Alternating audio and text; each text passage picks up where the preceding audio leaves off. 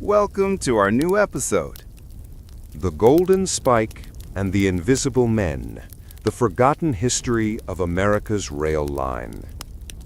Imagine a moment that changed a nation forever. A single triumphant clang echoing across the rugged, newly tamed American West. It is May 10th, 1869, at Promontory Summit, Utah Territory. The sun beats down on a scene of chaotic celebration. Two powerful locomotives, the Union Pacific's number 119 and the Central Pacific's Jupiter, stand nose to nose on a freshly laid track. A breathless crowd of dignitaries, engineers, and newspaper correspondents watches as Leland Stanford, the wealthy president of the Central Pacific, raises a silver-headed sledgehammer. He is about to strike the legendary Golden Spike, symbolically uniting the East and West with the first Transcontinental Railroad. The telegraph office hums, ready to broadcast a single word, "Done," to the entire country. This railroad is more than a line of steel. It is the physical manifestation of America's manifest destiny, the artery that shrinks the continent and opens the floodgates to prosperity. But look closer at the historic photograph taken moments before the strike. See the self-satisfied smiles of the railroad barons. Notice the celebratory posture of the Irish and German laborers of the Union Pacific. Now, try to find the men who did the impossible, who blasted through mountains of solid granite, who overcame blizzards that buried their camps whole, and who laid the majority of the Central Pacific's track through the most treacherous terrain in the West. They are not there. Not a single Chinese worker, who composed up to 90% of the Central Pacific's workforce, at one point over 12,000 men, is visible in the official records of that pivotal day.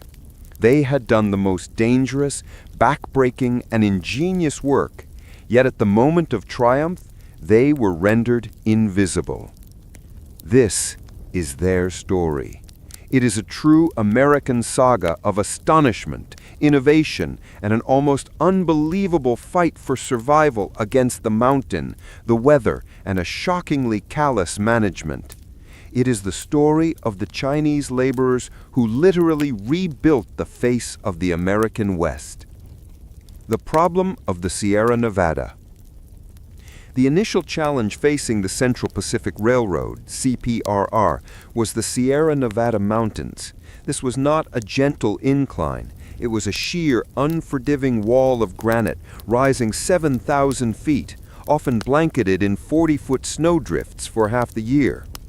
The rival Union Pacific, building west from Omaha, had comparatively easier terrain across the prairies, but the CPRR was immediately blocked by an obstacle considered by many to be unconquerable: the construction of the Summit Tunnel near Donner Pass. The CPRR's chief engineer, Theodore Judah, Crazy Judah to his friends, was a man of vision, but his first crews were failing. These were mostly Irish immigrants, hard-drinking, hot-tempered men accustomed to rough manual labor. They took one look at the solid rock face, the abysmal pay, about $35 a month with board, and the deadly conditions, and they simply quit. By 1864, the Central Pacific was facing collapse due to a crippling labor shortage. They had less than a mile of track laid. It was Charles Crocker, one of the Big Four financiers behind the CPRR, who made the radical solution. He was met with immediate vocal scorn. "They are too small. They are not strong enough. They cannot endure the cold. They are not accustomed to this type of labor," the foreman argued. Charles Crocker, a man of blunt determination, snapped back. "Did they not build the Great Wall of China? They will build our railroad." In January 1865, a small experimental crew of 50 Chinese men from the gold fields of California were hired. They were mainly men from the Pearl River Delta region of Guangdong. often called sojourners, men who came to the Gold Mountain, California, with the intention of earning wealth to send back to their families in China. They were smaller in stature than the average European immigrant, yes, but what they lacked in size, they possessed in discipline, meticulous organization, and a quiet, relentless tenacity that would soon shock their employers. Their first task was simple track laying. They quickly proved to be superior workers. Where the Irish crews worked in spurts, slowed by hard liquor and prone to fighting, the Chinese crews worked with metronomic consistency, following routines established by centuries of labor tradition in China. They were incredibly careful with their tools, a trait that saved the company money, and they worked from dawn to dusk with few complaints. Crucially, their health practices were astonishingly effective. While the European-American workers dragged foul, often contaminated local water, the Chinese workers insisted on drinking only boiled tea, a practice that, unknown to anyone at the time, sterilized the water and drastically reduced diseases like dysentery that killed thousands on the Union Pacific Line.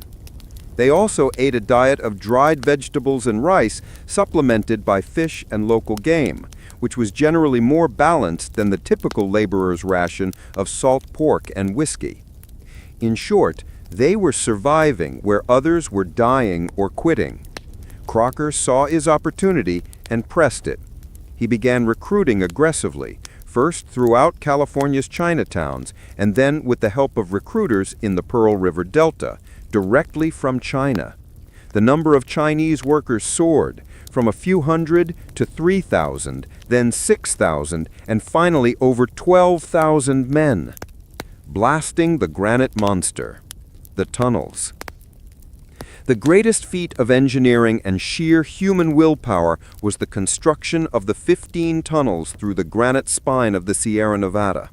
The most formidable of these was the Summit Tunnel, a 1,659-foot nightmare at the top of Donner Pass. The rock was so hard it shattered steel drills. Progress slowed to a horrifying few inches a day. Crocker, desperate for speed, ordered a radical and incredibly dangerous approach, working from 4 faces simultaneously. This meant drilling from both ends as normal, but also sinking a 125-foot shaft directly down into the middle of the mountain, creating 2 additional faces inside the tunnel itself. The problem? Every single piece of rock, every scoop of dirt, and every drill bit had to be hoisted back out of that narrow shaft by hand using ropes and human strength. The Chinese crews worked in 3 8-hour shifts, 24 hours a day, 7 days a week. The conditions were hellish. In winter, the Sierra Nevada received snowfall so deep it buried the entire camps. Workers lived in tunnels carved under the snow, sometimes having to tunnel through 30 feet of white powder just to reach the main tunnel entrance. The air inside the rock was thick with dust and the noxious fumes of black powder and later the more volatile nitroglycerin. The use of explosives was where the Chinese workers truly distinguished themselves and invented a technique that astonished American engineers. Initially, they used black powder. To set the charges, a worker had to drill a hole up to 3 feet deep into the granite. The Chinese perfected a technique called single jacking and double jacking, rhythmically hitting a steel drill bit with a hammer, turning the bit slightly between each strike. Their precision and speed were unrivaled.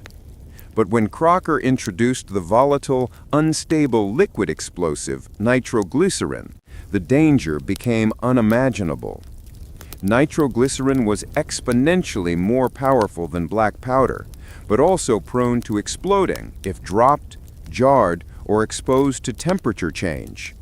American foremen were often too terrified to use it. The Chinese workers, however, quickly became experts in its safe, effective handling. They mixed the nitro right on site, and, in a horrifying display of dedication, were often lowered in hand-woven wicker baskets down the sheer granite cliffs of Cape Horn to drill holes from the outside in. They would hang hundreds of feet in the air, drill a hole, pack the explosive, light the fuse, and then frantically signaled to be hauled up before the blast. Many did not make it. One historian estimated that for every 2 miles of track laid by the Central Pacific, one Chinese worker died. Exact figures were never kept, but the death toll from explosions, snow avalanches, rock falls, and simple exhaustion likely numbered in the thousands. When the Summit Tunnel was finally completed, it was largely due to the unrelenting, disciplined work of these men. Yet, even in the face of such lethal labor, they maintained their culture. Their teapots were always boiling, they observed traditional holidays. Their work contracts even stipulated that if a man died, his remains were to be returned to China, a promise the Central Pacific later honored, sending the bones of the deceased back across the Pacific. The Great Race and the 10 miles in a day. Once the Chinese crews broke free from the Sierra Nevadas chokehold, the work changed from drilling and blasting to a desperate mile-a-minute race across the flatlands of Nevada and Utah. The government land grants and bonds were based on mileage, turning the construction into an unprecedented financial competition between the Central Pacific and the Union Pacific. The Union Pacific, driven by its own ambition and the work of thousands of Irish track layers and former Civil War soldiers, boasted about its speed. But Crocker, betting heavily on his Chinese workforce, wanted to silence them all. On April 28, 1869, at Promontory Summit, Utah, Crocker placed a $10,000 wager with Union Pacific's vice president, Thomas Durant, claiming his men could lay 10 miles of track in a single day. This feat was considered utterly impossible. The previous record, set by the Union Pacific, was 8.5 miles. To lay 10 miles required 25,800 wooden ties, 3,520 rails, each weighing 560 pounds, 28,160 spikes, and 14,080 bolts. It required the orchestration of an army. Crocker's team, entirely composed of Chinese laborers, was led by the legendary foreman, James Strobridge, and a small elite crew of 8 Irish track setters who guided the rails into place. The work began at 7 a.m. It was choreographed with military precision, honed through years of practice. The supply train. A locomotive pushed flat cars loaded with materials right up to the end of the line. The headers. 8 Chinese men, 2 per rail, wrestled the 560-pound iron rails from the cars and into position. The spikers. A crew followed, spiking the rails loosely to the ties. The bolters. Another crew secured the plates and bolts. The surfacing gang. A massive crew came last, leveling the track, tamping the ballast, and driving the spikes home. The speed was unbelievable. They laid over a mile in the first hour. By lunchtime, they had covered 6 miles. By 3 p.m., they had reached the 8.5-mile mark, beating the previous record. But the men were exhausted. The sun was scorching, and they were still short of the 10-mile goal. Crocker spurred them on with promises and shouts of encouragement. The work reached a fever pitch. At 7 p.m., exactly 12 hours after they started, the final 2 rails were laid. The record was set. 10 miles and 56 feet of track laid in one day. The Union Pacific men were stunned. They paid the $10,000 in silence. It was and remains a world record that demonstrated the unparalleled capability, coordination, and sheer endurance of the Chinese workforce. It was a victory not just for the Central Pacific, but for the invisible laborers who had been deemed too small to do the job. The silence and the erasure. The 10-mile record sealed the win for the Central Pacific. The two lines finally met on May 10, 1869. The great promise of the Transcontinental Railroad was fulfilled. The telegraph flashed the word "done" across the country. But the story of the Chinese workers did not end in celebration. It ended in silence. On that historic day at Promontory, when the cameras were aimed and the champagne was poured, the Chinese crews were systematically kept off-site. Some historians suggest they were strategically moved off-site to finish preparatory work elsewhere. Others argue it was a deliberate choice by the railroad barons, who preferred a narrative of white American ingenuity. Regardless of the exact reason, the result was a stark and stunning historical erasure. The official image of the Golden Spike ceremony shows only white faces: Stanford, Durant, Strobridge, and the Irish track layers. The Chinese men who blasted the tunnels, survived the winter, and set the 10-mile record were, for over a century, entirely absent from the narrative of the railroad's completion.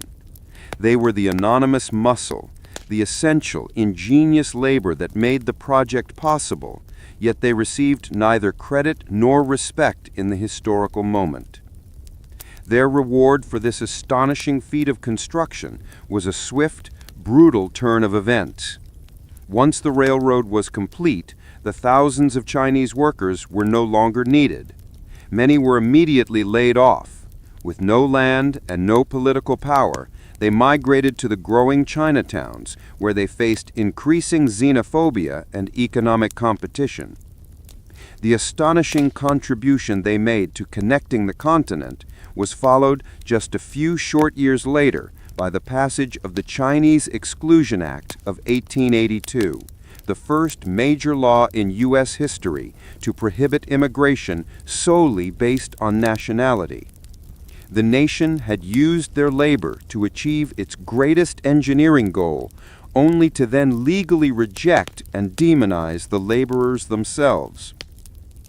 It took over 150 years for this historical injustice to be formally acknowledged. In 2014, the U.S. Department of Labor finally inducted the Chinese railroad workers into its Hall of Honor. Only then did the story of the invisible men begin to be woven back into the tapestry of American history. The Transcontinental Railroad is a monument to American ambition, but it is also a monument to the forgotten, relentless tenacity of the Chinese laborers. When you look at the track cutting through the harsh Sierras, you are not seeing a triumph of machinery, but a testament to the thousands of men who were lowered over sheer cliffs in woven baskets, who endured snowdrifts taller than their houses, and who with hammers, drills, and nitroglycerin literally moved mountains to build a new America. Their story is not just history, it is the powerful, astonishing, and necessary truth hiding in the background of the iconic photograph.